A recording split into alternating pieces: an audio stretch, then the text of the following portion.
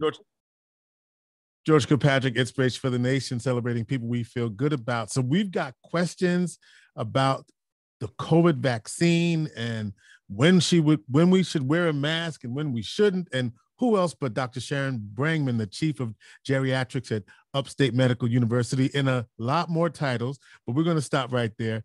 She's here to help us understand what we should be doing now. So, Dr. Brangman, I'm going to start with an open-ended question. What is the very latest that we should be aware about right now? Well, thanks for having me, George. And the CDC issued recommendations that people who are fully vaccinated do not need to wear masks indoors. And this has been absorbed in lots of different ways by many different businesses and people. So there's a little bit of confusion about that. All right. You're here to help us out with that. So first of all, you want to be fully vaccinated. And that means if you have the Pfizer or the Moderna 2-shot option, you're at least 2 weeks out of your second dose before you're fully vaccinated. If you have the 1-shot Johnson & Johnson, you still have to be 2 weeks out to be considered fully vaccinated. So once you're fully vaccinated, you have significant protection from getting COVID. These are very effective vaccines, but they're not 100%. So what we have to do as individuals is manage our risk and our comfort level. And that is really the key here. So if you have any problems with your immune system, our immune system is our body's defense mechanism. So if you have cancer or if you've had an organ transplant, you still need to be very, very careful because the vaccine probably isn't going to give you adequate protection. If you live or interact with people who also have a weak immune system, then you should also be very careful. But the vaccines do prevent you from getting severe illness. Right now, the rates of illness are going down all across the country and in our area in central New York. The people who are getting sick and going to the hospital, for the most part, are people who have not been vaccinated. So that is the key message, is to get vaccinated. My gym that I go to, has a policy now that if you're not vaccinated indoors in that gym, then you don't need a mask. And I'm still kind of funny about that, and I'm fully vaccinated. So give me your thoughts about that, because I'm still kind of weary of, like, I had to get used to wearing the mask. Now I have to get used to taking it off. And I was at a business, I was down in Ithaca the other day. This particular business is requiring people to wear masks, even though the CDC says you don't have to wear them. And so you're right, the businesses are doing all kinds of things, but I just feel funny. And then, I want to talk about this. So let's talk about that. Am I doing the right thing by continuing to wear my mask at the gym? So there you go. You have to manage your risk. So outdoor air is safer than indoor air. Okay. If you are indoors, then you want to be around small groups of people, number one, and they should all be vaccinated. Mm-hmm. If there's large groups of people, or you don't know if people are vaccinated, then I would suggest that you wear a mask. There's no way to know if someone is vaccinated or not. We're going on the honor system. Right. And we know a lot of people are not being honest. And we also know that there are counterfeit immunization cards online. Right. So in order to protect yourself, you have to figure out what your risk is and where you feel comfortable. If you feel comfortable wearing a mask, then you should. And just remember that indoor air is less safe than outdoor air. So if you are indoors, and especially if you're around people who you do not know if they're vaccinated or not, then that would be a time for caution. What if you know they're not vaccinated? Like that, they told you, I'm not getting vaccinated. So what then should you be doing around them?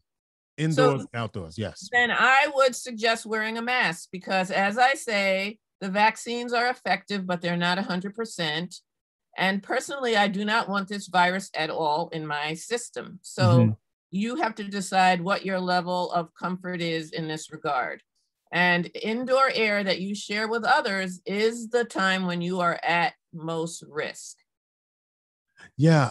So I'm glad you cleared that up. And so if you're in a space where most of the people are vaccinated, but this person isn't vaccinated, and they want to like have a drink or drink water or whatever, would the people who are vaccinated then have to say it's okay for that person to be, or should they all just, because that person is not vaccinated, everybody should just wear a mask?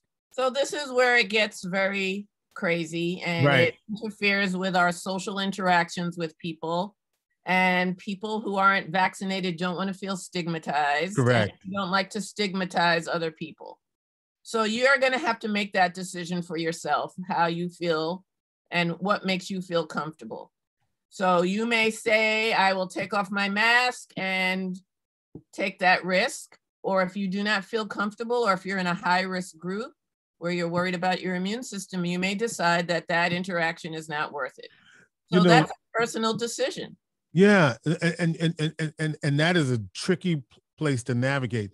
There are our communities, Black communities, particular communities of color, are still, despite best efforts, under vaccinated. True. And what are we doing about that? And what can you say about that?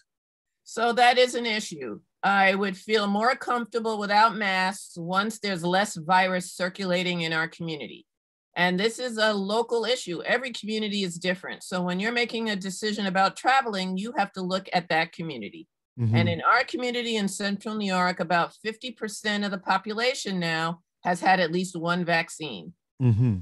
Once there's 70 or maybe even 80% of the community receiving full vaccination, then we have less virus circulating, and then your risk of running into this virus goes down. Unfortunately, among African Americans, the rate of full vaccination is about 25%. So that's still very low. And that means, as a group, African Americans are very vulnerable for getting sick and for dying because of the low vaccination rate. And that is the issue. And there are groups of people working very hard to address this issue, especially among young people, because young people are the ones who are more often out and about, interacting with other people, and can carry that virus to multiple people. So this is a community-based concern and effort that is drawing a lot of attention from a lot of people. How much do you think the J&J trouble, the Johnson & Johnson vaccine had some clotting issue and it was paused for a minute, and now it's back in the circulation, but it was also the preferred vaccine in our community statistically. So was that a setback in terms of the vaccination rates for our community anecdotally? Well, it could have been a setback, but you still have two other good vaccines to choose from. Right. So it's not like that it is your only option. The benefit of the Johnson & Johnson is that it's a one and done, one shot and you're done. Right. But we still have two very good options with Pfizer and Moderna, but those are two shots. So for anyone who has any concern about Johnson & Johnson, which is basically safe, then you have an option of a Moderna or a Pfizer. The main thing to know is right now, the people who are sick and going to the hospital are people who have not gotten the vaccine. And the people who have not gotten the vaccine for the most part now are a lot of young people. So to see young people needlessly getting sick, going to the ICU just doesn't make sense when we have an alternative that would keep you out of the hospital. Right now, Pfizer's gotten approval for 12 and up. Any other updates regarding who's eligible for the vaccine? So I think Moderna is also in that category. So 12 and up, anybody who is 12 and over is eligible to be vaccinated right now with the Pfizer and the Moderna. So I would take advantage of that. And finally, I know that there's some new strains out there. Is that another reason to be cautious? So that is a concern. We know that the strain that is devastating India right now has been identified in Canada, and it's also going through Europe. It is in England in particular. And we know that people travel. They get on a plane and the virus can be here in a short period of time. And we don't know yet in terms of the protection We're hopeful that it will be protection with the vaccines, but in any case, you do better having a vaccine than not having a vaccine. And as long as that virus is circulating, every time it lands on another person, it has that chance to change its properties and mutate. And that is a problem. That's why we want to stop the vaccine from circulating.